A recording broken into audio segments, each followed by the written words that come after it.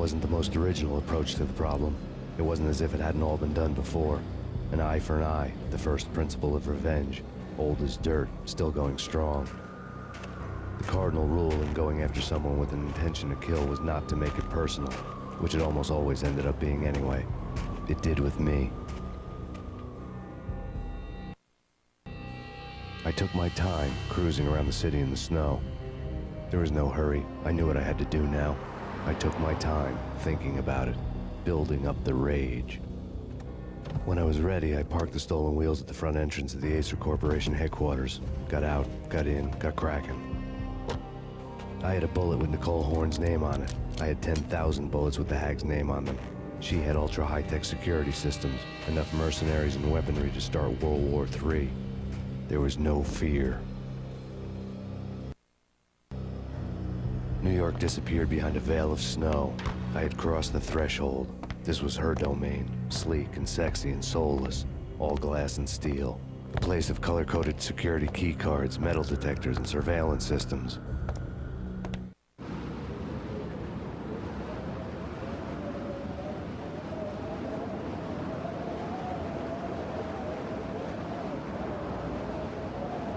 Colder than a walk-in fridge.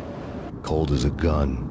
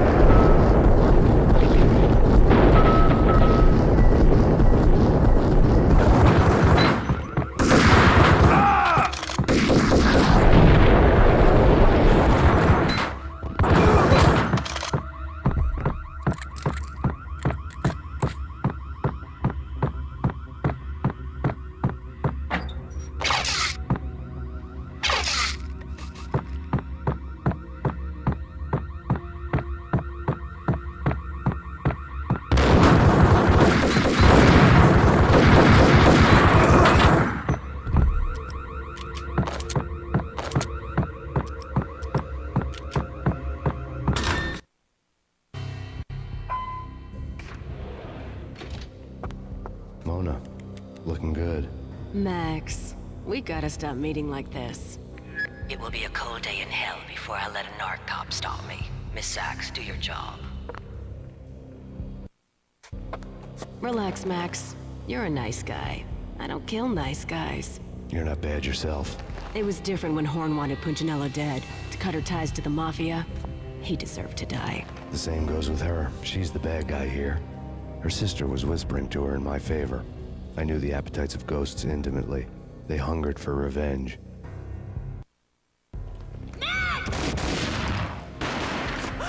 No!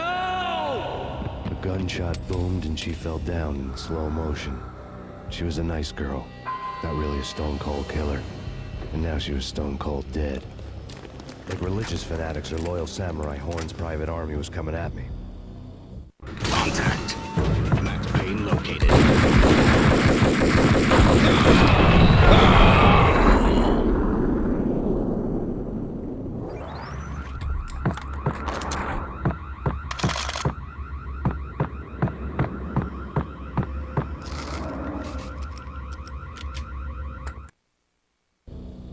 When the elevator came back down, Mona was gone. There was a lot of blood, but no body.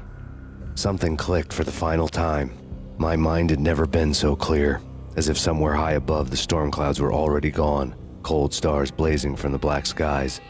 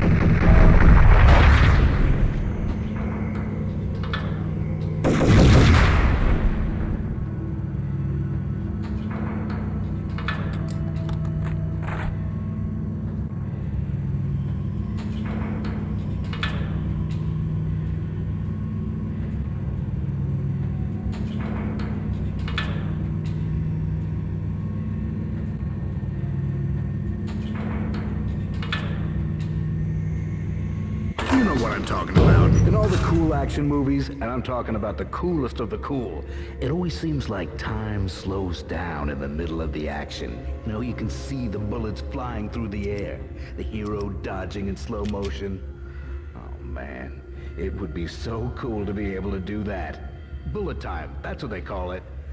Bullet time, yeah, would be so cool.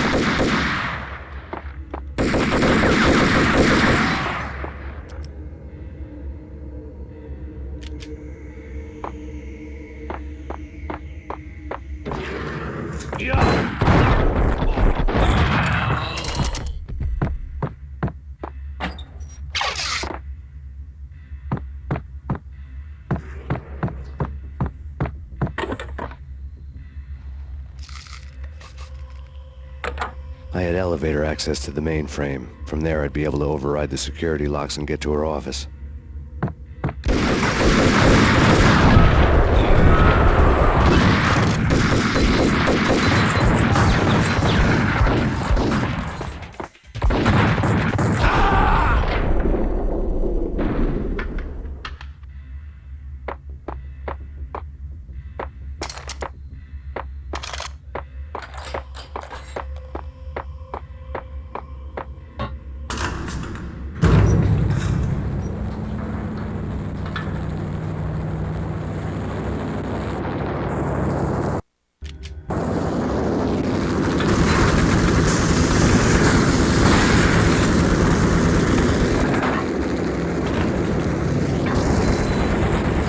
The unmarked chopper was Horn's pet guardian, inhuman and flawless. It was stalking me. I hate to be stereotyped. I'm not a cold-blooded killer. I'm a nice guy. I love my wife. I have 2 boys I'm very proud of. You just have to make the ends meet. And if that means I have to shoot someone now and then, hey, it's just my job from 9 to 5. Well, not quite from 9 to 5, but I hear you.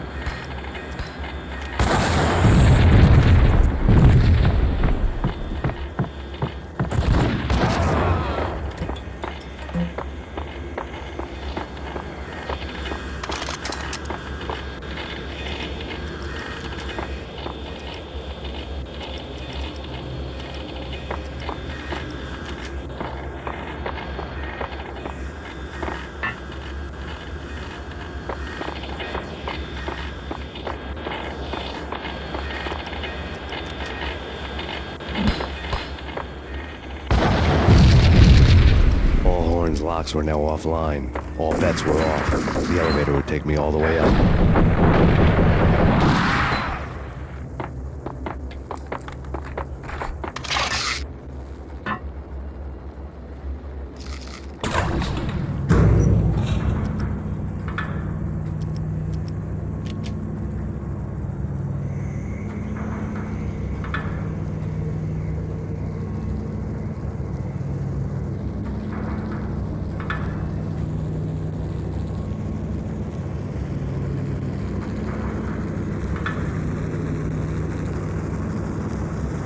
Seen from this height, the night seemed to stretch on to eternity. A hint of desperation had crept into the snowstorm, as if it was trying to get it all out before the end.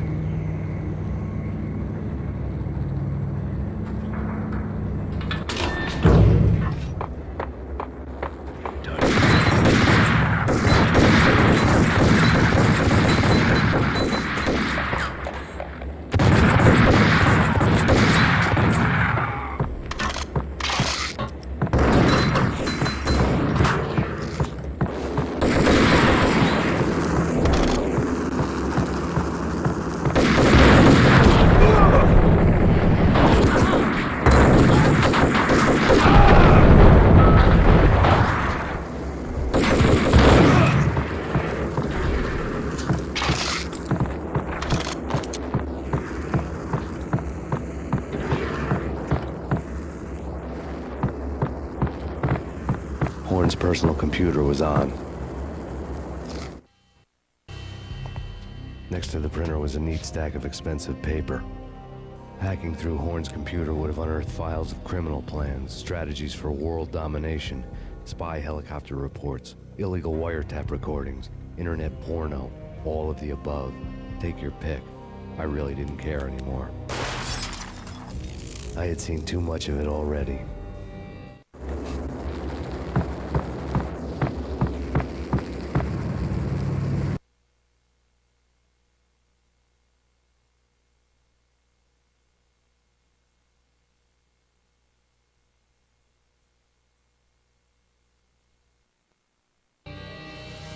Valkyr had been meant to be a white-winged maiden that would lift you to a warrior's heaven, but it turned out to be a one-way demon ride to hell. The devil was in the drug. I knew. I had met him.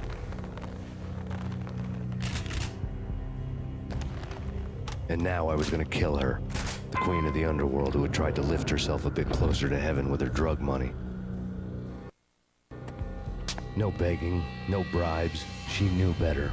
Honor among killers. We who were about to die, both of us knew how this would end, in pain and suffering. All this because your wife stuck her nose into things that were none of her business. The cops were coming to take me away. The sirens were like a bad conscience I couldn't shake. It's ridiculous you've made it this far. You won't be alive when they get here. Stop him!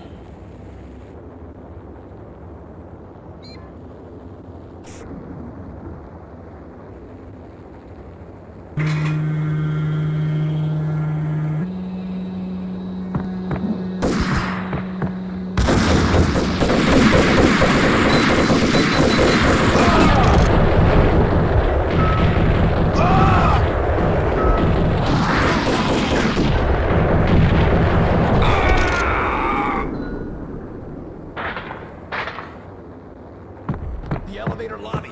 Get us back up now.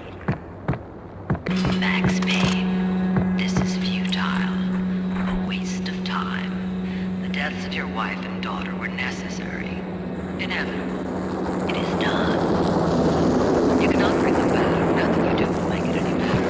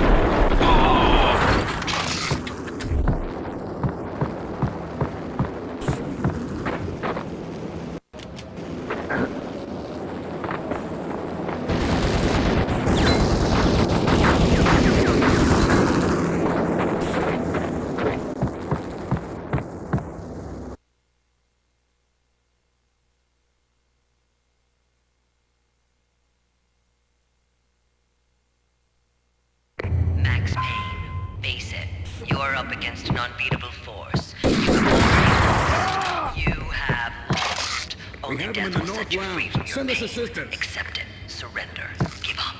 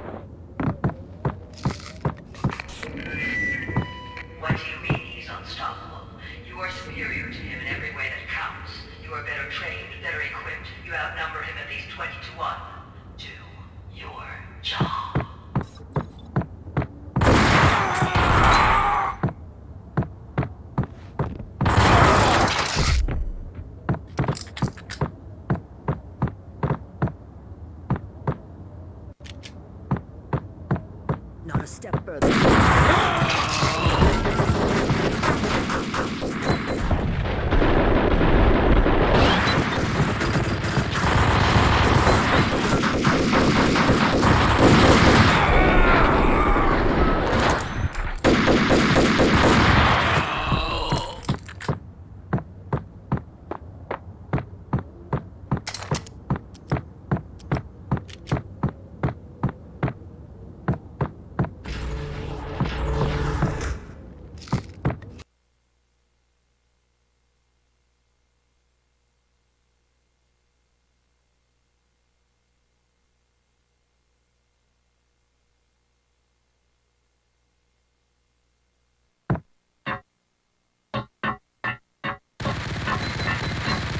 For you.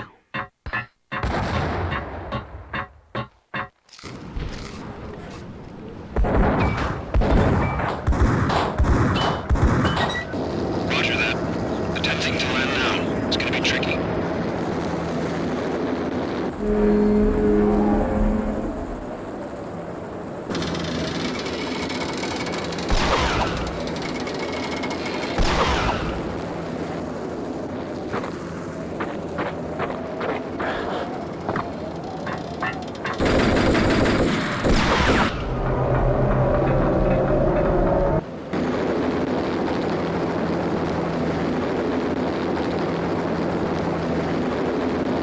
She's on board. We're out of here as soon as the wind dies down. Don't like the look of that mast.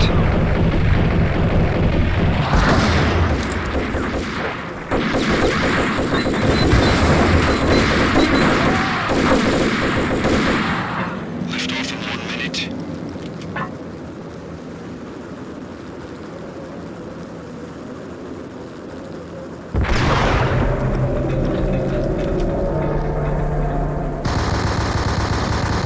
Lift off in 45 seconds.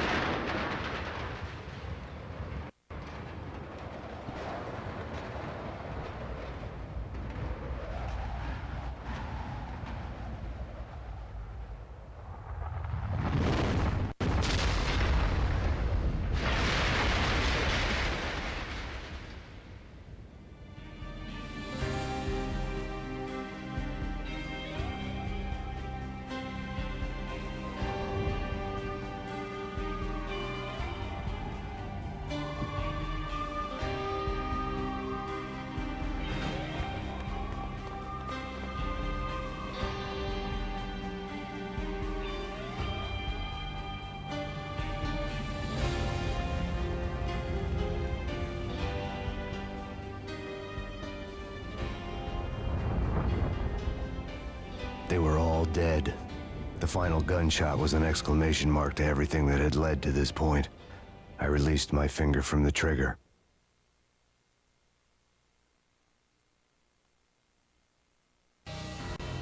And then it was all over. The storm seemed to lose its frenzy. The ragged clouds gave way to the stars above. Max Payne, this is Deputy Chief Jim Bravura from the NYPD. We've got the building surrounded. Throw down your weapons and lie down with your hands behind your head. A bit closer to heaven.